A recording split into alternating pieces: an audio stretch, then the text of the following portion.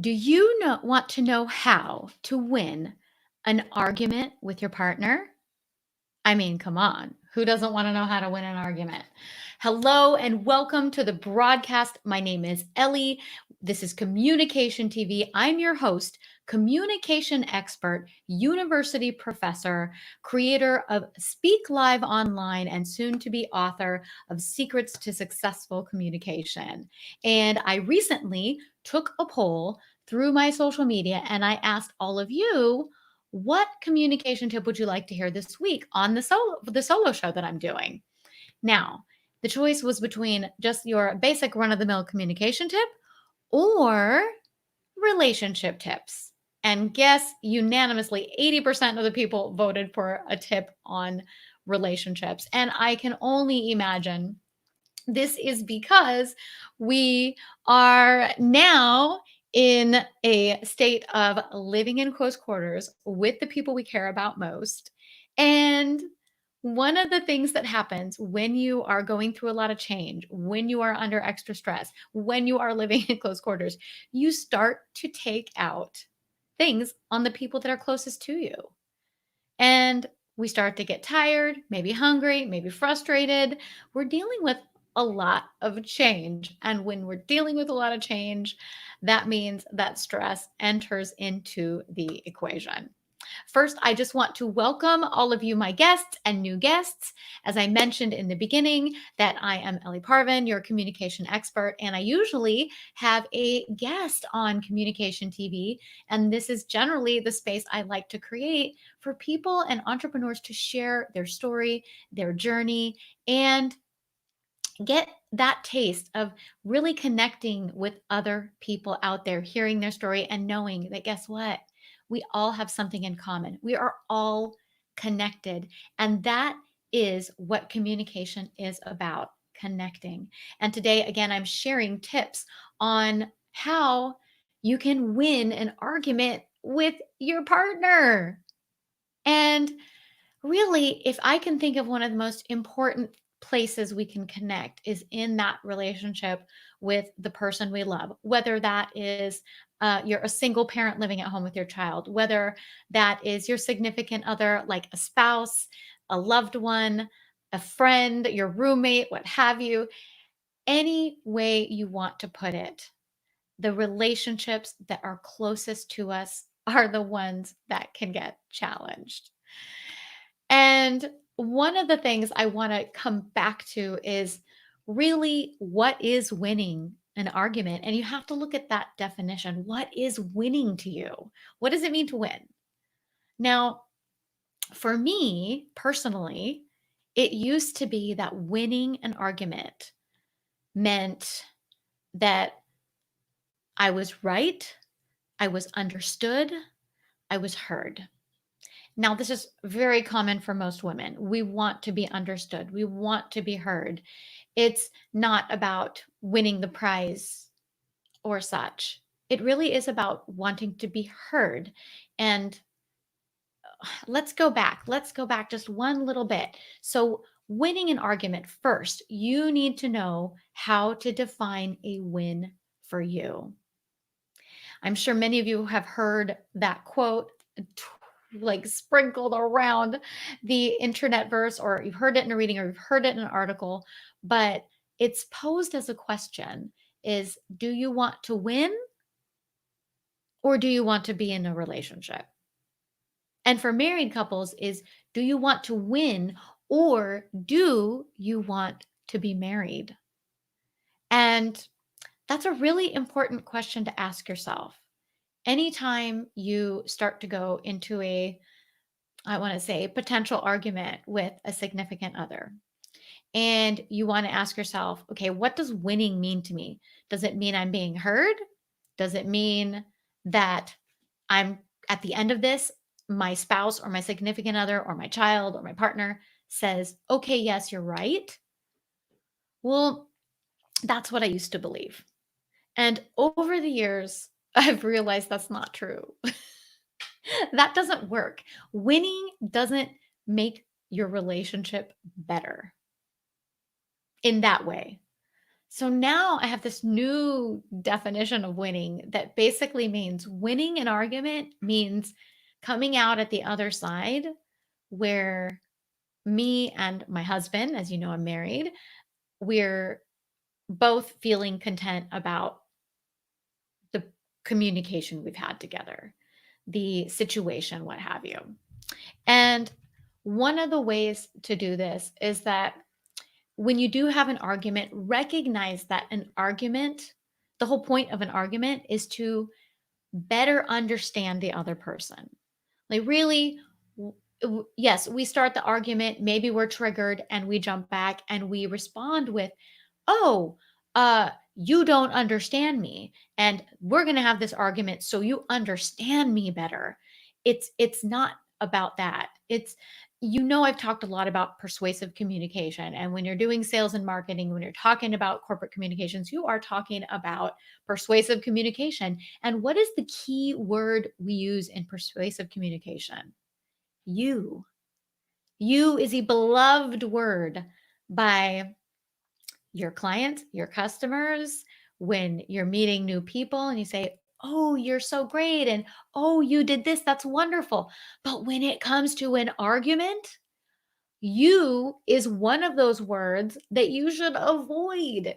You want to avoid using you and focus on using I.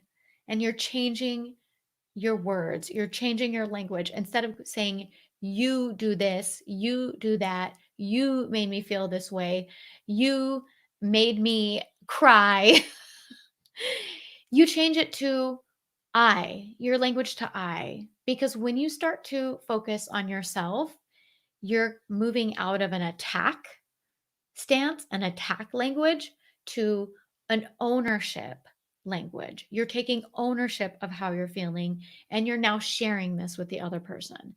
So remember, using that I language will help you move towards the win. I feel bad when I'm triggered like that. I feel bad when you say things in this way, not because of how you said it, but because of how I interpret it and feel. So always coming back to the I language, because what happens when somebody attacks us? It is our human nature to protect ourselves. We go into fight or flight mode. And if you're in an argument with someone you love, especially during quarantine, people, you cannot go into flight. Well, maybe you can go to your separate corners of the house, but it is one of those things where you want to remind yourself, okay, if I am attacking someone, just like if somebody is attacking or coming at me, then I will immediately be on the defensive. And what happens when we're defensive? We're not listening, right? And again, as I talked about before, arguments are not about persuasive communication. Winning an argument is not about persuasive communication. It's almost the complete opposite. We are actually called to listen. Just sit back and listen. Ask questions. Avoid using I. No, avoid using you. Avoid using you. Use the I word and avoid words like but or however or always or never. These are four words you want to delete from your vocabulary anytime you're in an argument with someone you love. Because if you're saying, but, have you ever, I do this all the time. I am so guilty of this, is saying, "Oh, I know that you did this, but," or, "Well, it doesn't matter if you do this. However, I need you to do this." No, no, that doesn't do anything. It's still, you're saying, "Oh, I know you did this last time, but," or, "I know you said you were nice earlier, but this thing you did didn't work." These things do not work to solve the problem. Again, you're coming back to what is your new definition of win. If you don't know what your definition of winning an argument is, or win when it comes to arguments, I highly recommend you just sit down for a few minutes and write it down. Like, what is your goal of the argument? I can't think of anything more valuable than defining your goal coming into that argument. And if it's a topic you know you need to discuss, or you are feeling triggered and the timing just isn't right, you haven't had enough sleep. For me, especially if I'm hungry, forget it. If I'm hungry, you just cannot even talk to me. I will not communicate on all cylinders, and I'm easily triggered, easily agitated. Now, this does not make it an excuse. It just means it's something I need to work on when I'm tired, how to really kindly express that. And another thing that you should do is, of course, monitor your tone of voice, your body language. A lot of times when we're tense, we're shrugged up. Your partner is gathering all that information. You may not be yelling, you may not be saying anything unkind, but if your tone and your body language is off, your partner or your significant other is registering that information. They are registering it in the brain. The brain is so powerful. And communication is not just about what we say, it's so much about what we do with our body and our tone. And your partner knows you well enough to know when you're irritated, they've already registered that, oh, when she speaks in this tone, it means this. Trust me, just practice saying something nice to your partner in the tone that you know that partner does not like, and see what happens. They'll be put off a little bit off guard, and that's okay. And I really want you to just think about some of these things. There's there are a couple of really great marriage, or I want to say marriage couples therapists that I've been following for a while. I've been studying relationships for years. Even before I got married, I started reading books on marriage because I knew that I needed to start to develop the right habits going in. And I'm still learning every single day. And the truth of the matter is, you do want someone you argue with in your life. You do want someone you bump up against in your relationships who challenge you, because it is only often in relationships where we have the opportunity to be triggered and recognize that trigger and understand and realize it's an area that we're sensitive about that we don't need to be. When we're triggered and we get angry, we're no longer thinking with our adult brain. We go back to our childhood brain, back to where those triggers were initiated. And we just take this moment to you know just act it out to change what happened in the past, but we can't do that. And you know what, it's not fair to the other person. It's not fair. We have to be fair to the person in our lives and the person that we want to, that we have the relationship. If you're single and you want to build a relationship, these are things to think about too. Because I hope that when you start dating that you bump up against each other, because the truth of the matter is that they've done research that the most successful relationships are not the ones that are harmonious all the time. They are the ones that have the ebb and flow of harmony to disharmony to resolution and then back again to harmony. It's ingrained in our biology. There is an expert, like I said before, there's an expert. His name is Terry Real, Real. He's the author of the book, The New Marriage Rules. And he just talks about how challenge and arguments, they are part of a successful, strong relationship. And taking this time and taking this moment to recognize that it's okay to go into the ebb and flow, because what happens is that's what builds and develops trust in your relationships. The more times you go through harmony to disharmony, you're in a good space, you're gelling, you're vibing, everything is great, but then something happens and your fear, one of my common fears, oh, he's going to leave me, oh, he's just going to take off, oh, he's going to go away, that actually doesn't that doesn't happen. You have to give that person an opportunity for it to happen. Then you work in the resolution and you come back to harmony again. Well, guess what? The more you do that, the less time you spend in the disharmony.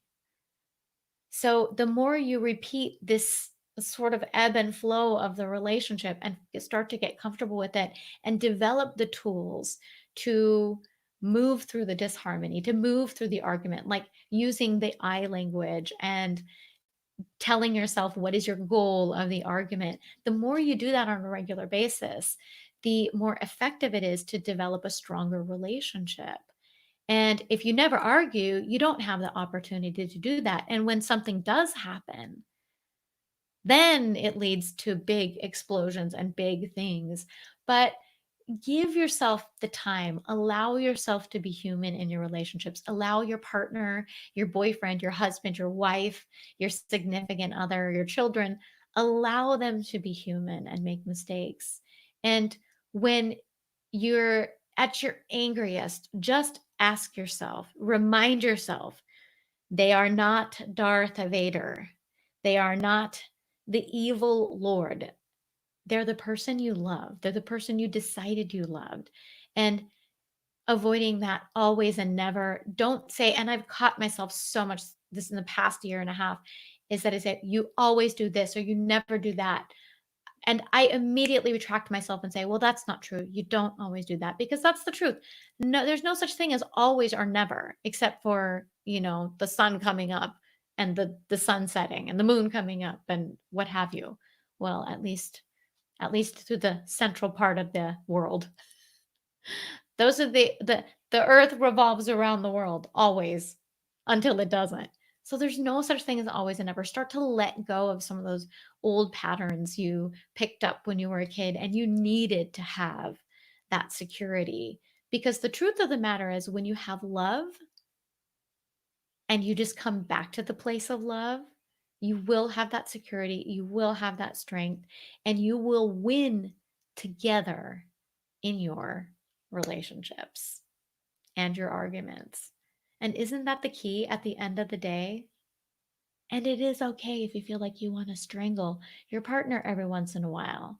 But just if you feel like it, feel it, let it settle, let it go, breathe, and then come back to love. Thank you, everyone. That is my quick communication tip for your relationships today. I hope you find this useful. Make sure you share it with your friends. Please comment below if you're watching the rebroadcast as well. And I look forward to seeing you next week. Ciao for now. And really quickly,